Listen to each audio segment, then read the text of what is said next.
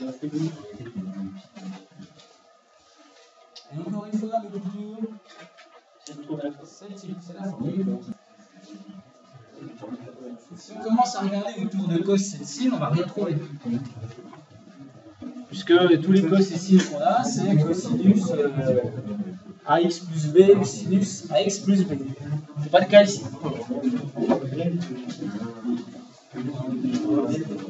Qu'est-ce qu'on peut se dire pour trouver la forme? Qu'est-ce qu'on pourrait se dire? On ne peut pas la trouver tout de suite, sauf quand on a l'habitude, bien sûr, mais quand on n'a pas trop l'habitude, on peut raisonner par élimination. Alors, les premières choses, j'imagine que vous avez tous dit ça. Ah, c'est du type cosinus AX plus B. Bon. Quand on regarde la forme de la fonction, c'est pas du tout ça. Donc, si ce n'est plus de la même écriture de cosinus et de sinus, ça veut dire que c'est forcément avec du U et du U'. Il y en a une qui est U, l'autre qui est U'. Alors, regardez bien la construction. Comment se construit f de x? Comment elle est construite, cette fonction-là, l'expression de f de x? Qu'est-ce qui se passe? On a un produit d'une fonction avec une puissance. Puissance 2.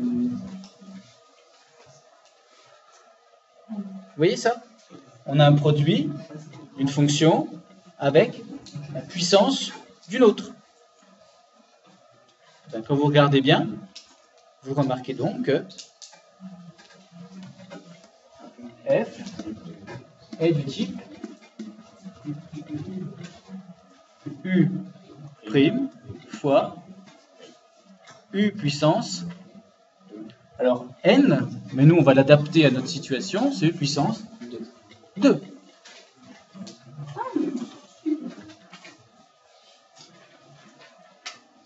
Alors, le truc, c'est que moi je suis gentil avec vous, parce que je vous donne des fonctions dont on est sûr qu'il y a une primitive. Donc dès que vous avez vaguement repéré le type, vous pouvez me faire confiance, ça va marcher. Et imaginons que vous soyez dans un cas où vous ne savez même pas si vous allez avoir la primitive. Imaginons que ça ressemble, mais ça ne l'est pas. Comment être sûr que c'est bien du type U' fois U? On vient de voir une première approche, parce que là, il y a une fonction, puis là, on a la puissance du autre. Donc concrètement, par élimination, dans le tableau, ça ne peut être que U' fois U au carré. Et comment être sûr de son coup? Là, on est obligé de continuer. C'est-à-dire qu'on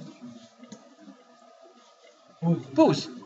Puis on espère que ça va fonctionner, ça va coller.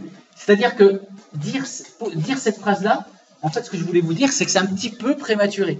C'est un petit peu prématuré, sauf évidemment, si je vous dis, vous inquiétez pas, il y a bien une primitive, donc vous me faites confiance et ok. Si j'ai repéré vaguement que c'était un truc comme ça, c'est que c'est ça, il n'y a pas le choix. Donc là, j'essaye de vous apporter un regard un tout petit peu plus critique en vous disant, attention, imaginons que je me trompe ou que je sois un petit peu vicieux sur le coup, et que pour le coup, on ne puisse pas calculer une primitive. Allez, Camille, U de x, ce serait quoi?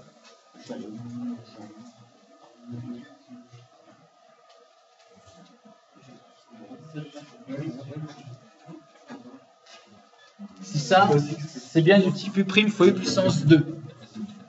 U, c'est cosinus x plus pi sur 3. Non, mais non. Parce que c'est U au carré. Donc le U, c'est ce qui est à l'intérieur. Le carré, touche pas. Alors, U' de x, moins sinus. Très bien.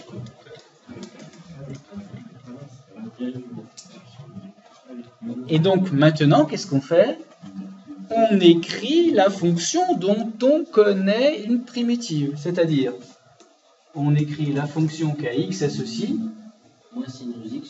moins sinus x fois cosinus x plus p sur 3 au carré. J'écris le type, regardez, hein, je ne fais que recopier. primitive et je l'applique avec mes formules. J'ai remplacé U', moi sinus x, U de x, cosinus x plus pur sur 3. J'ai remplacé. Maintenant, moi, mon objectif, c'est de trouver f, mais pour l'instant, je ne vais pas aller encore jusque-là, je vais continuer tranquillement mon petit bonhomme de chemin. Cette fonction-là, je connais une primitive. Allez, je termine ça. C'est la fonction qui est x associe. Regardez la formule.